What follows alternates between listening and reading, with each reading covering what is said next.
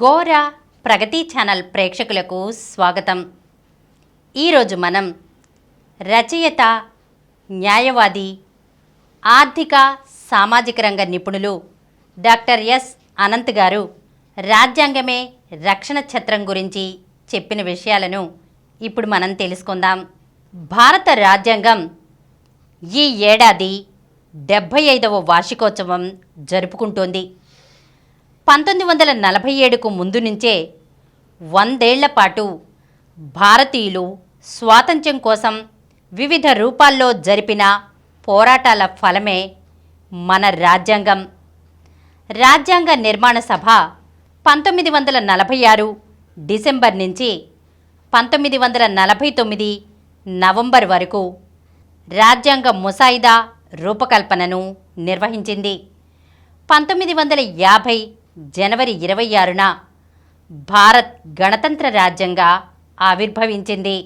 జాతీయోద్యమానికి మహాత్మా గాంధీ నాయకత్వం వహించినప్పటి నుంచి బ్రిటిష్ సామ్రాజ్యం కోసాలు కదిలి నేలమట్టమైంది. స్వాతంత్ర్య ఉద్యమంలో జనబాహుళ్యాన్ని, క్రియాశీల భాగస్వాములను చేసిన ఘనత ఖచ్చితంగా మహాత్ముడిదే. స్వాతంత్ర్యానికి పూర్వం 40% భారత భూభాగం 565 రాజ్య సంస్థానాల కింద ఉండేది. అక్కడ 23% జనాభా నివసించేది. మరికొంత భూభాగం పోర్చుగల్, ఫ్రాన్స్ దేశాల చేతిలో ఉండేది. క్రమంగా ఈ భూభాగాలన్నీ భారత రిపబ్లిక్లో అంతర్భాగమయ్యాయి. భారతదేశ సామాజిక, ఆర్థిక రూపాంతరీకరణకు రాజ్యాంగం సారథ్యం వహించినప్పటికీ అది పాతబడిపోయిందని, కాలానుగుణంగా మారలేదనే విమర్శలు ఇటీవల వినిపిస్తున్నాయి. దీన్ని తిరగరాయాలనే అభిప్రాయాలు వ్యక్తమవుతున్నాయి. అమెరికా రాజ్యాంగం 200 ఏళ్ల నుంచి అమలులో ఉంది. జపాన్, కొన్ని ఐరోపా దేశాలు మనతో పాటు లేదంటే కాస్త ముందుగానే రాజ్యాంగాలను రూపొందించుకున్నాయి. దాదాపుగా 1940 నుండి 1970 మధ్య వలస పాలన నుంచి విముక్తమైన అనేక దేశాలు దీర్ఘకాలం నియంతృత్వంలోకి జారిపోయాయి. భారత్లో మాత్రం ప్రజాస్వామ్యం బలంగా నిలబడింది. ఇందుకు స్వాతంత్ర్యోద్యమ స్ఫూర్తితో పాటు రాజ్యాంగం ఇచ్చిన దన్ను కూడా మూల కారణం. భారత రాజ్యాంగం ముసాయిదా రచనకు 2 సంవత్సరాల 11 నెలల 18 రోజులు పట్టింది. డాక్టర్ బిఆర్ అంబేద్కర్ సారథ్యంలో రాజ్యాంగ నిర్మాణ సభ పలుమార్లు సమావేశమై ముసాయిదా రచనను పూర్తి చేసింది. ప్రాథమిక హక్కులు, రాష్ట్రాల అధికారాలు, ఆర్థిక వ్యవహారాలకు సంబంధించి రాజ్యాంగంలో పొందుపరచాల్సిన అధికరణలపై ఉపసంఘాలు విస్తృతంగా చర్చించాయి. వాటి సిఫార్సులను క్షుణ్ణంగా పరిశీలించిన తర్వాతే ఆయా అధికరణలను రాజ్యాంగంలో చేర్చారు. రాజ్యాంగ ముసాయిదాలో ప్రతి వాక్యం, అందులోని పదాల కూర్పు, భావితరాలపై చూపగల ప్రభావాన్ని లోతుగా పరిశీలించిన మీదటే వాటిని ఖరారు చేసి రాజ్యాంగంలో పొందుపరిచారు. సమాఖ్య స్ఫూర్తి, న్యాయపాలన పట్ల నిబద్ధత, కేంద్ర రాష్ట్రాల మధ్య నిధులు, అధికారాల విభజన, ప్రాథమిక హక్కులు, వాటిపై తగిన నియంత్రణలు, దేశ ప్రజలకు అభివృద్ధి ఫలాల సమాన పంపిణీ, బడుగు బలహీన వర్గాల సాధికారతలకు రాజ్యాంగం భరోసా ఇచ్చింది. రాష్ట్రాల ప్రయోజనాల రక్షణకు ప్రాధాన్యమిచ్చింది. అవసరమైనప్పుడు రాజ్యాంగానికి సవరణలు చేసుకునే వెసులుబాటును సైతం కల్పించింది. రాజ్యాంగ నిర్మాణ సభ చర్చోపచర్చలతో ముసాయిదాలో 2475 సార్లు మార్పు చేర్పులు చేసిన తర్వాతే రాజ్యాంగం తుదిరూపు సంతరించుకుంది. శాసన, పాలనా వ్యవస్థలను కొద్దిమంది గుప్పిట్లోకి తీసుకుంటే జరిగే నష్టమేమిటో అంబేద్కర్ నాయకత్వంలోని రాజ్యాంగ నిర్మాణ సభ గుర్తించింది.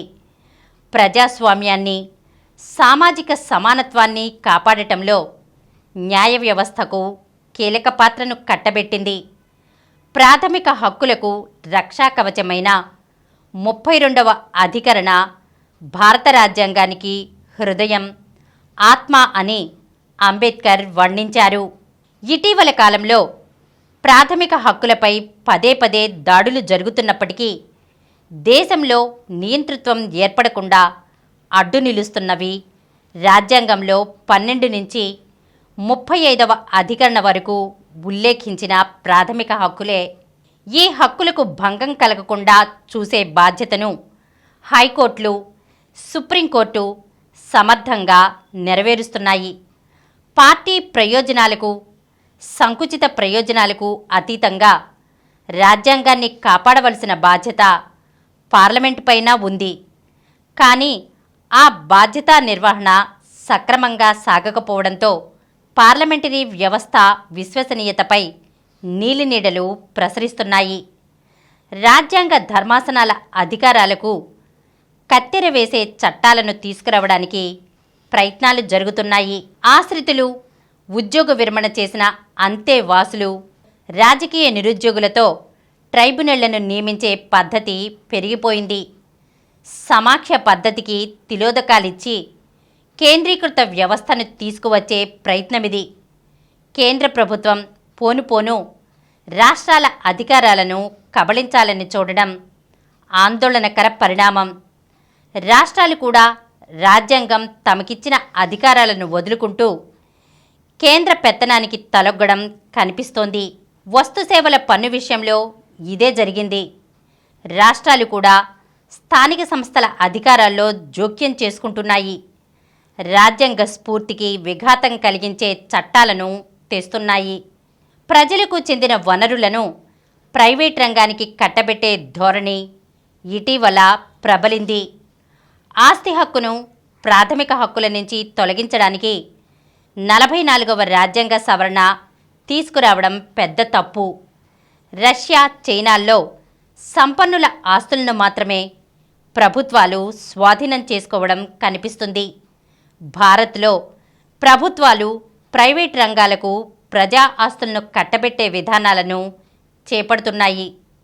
ఇదంతా ప్రజా ప్రయోజనాల కోసమేనన్న కట్టుకథను ముందుకు తెస్తున్నాయి. ఇటీవల కాలంలో డిజిటల్ మాధ్యమాల ద్వారా ప్రజలు తమ అభిప్రాయాలను వ్యక్తం చేస్తున్నారు. దాన్ని కూడా కట్టడి చేసే ప్రయత్నాలు జరుగుతున్నాయి. ఇది రాజ్యాంగం ప్రసాదించిన భావ ప్రకటన స్వేచ్ఛను హరించే ప్రయత్నమే. ఈరోజు మనం రాజ్యాంగమే రక్షణ ఛత్రం అనే అంశం గురించి తెలుసుకున్నాం కదా. మరొక అంశంతో మళ్ళీ కలుద్దాం.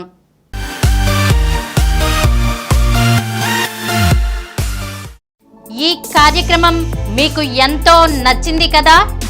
ఇటువంటి మరిన్ని వీడియోల కోసం అనతి కాలంలోనే 20 కోట్ల వ్యూస్ సాధించిన డాక్టర్ సమరం మల్టీ ఛానల్ నెట్వర్క్ సమర్పించు గోరా ప్రగతి ఛానల్కు సబ్స్క్రైబ్ చేయండి, లైక్ చేయండి, మీ ఫ్రెండ్స్కి షేర్ చేయండి.